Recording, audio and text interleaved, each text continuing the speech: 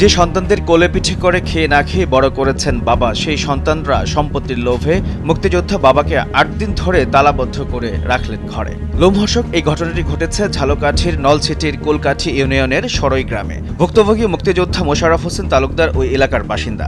সম্পত্তি লিখে দিতে তার মেয়েরা তাকে ঘরে তালাবদ্ধ করে রাখেন।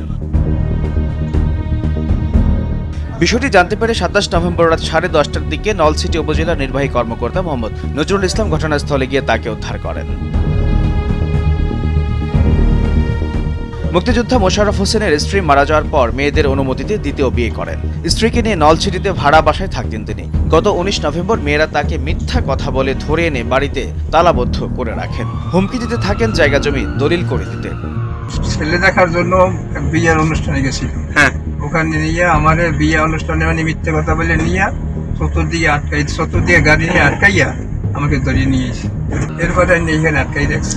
সেই অনুসারে এবং আরো পুলিশ ছিল, আরো ৮-১০ জন লোকে আমাকে জোর করা অবস্থায় আমাকে নিয়ে আসে।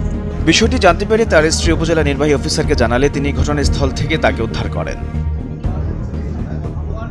১৯ তারিখে আরে বিয়ার কথা বললিয়া কুলকাঠি বাজার থেকে আরে মানুষজন লইয়া তারা কি নিয়ে আটকে ফেলাইছে। তখন সে একবার ফোন দিলে যে আমি অমুকখানে আসছি, আর কোনো ফোন পাইলাম না।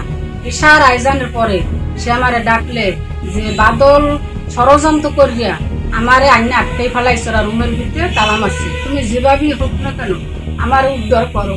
তখন আমি কি করবো, আমি থানায় চলে গেলাম। 10টা বাজে এই দেন আমার স্বামীর 2 হাত এইভাবে আর মেয়েরা ধরা। আমার স্বামী আর অনেক জোরাজুরি করছে কিন্তু তারা আইতে নাই।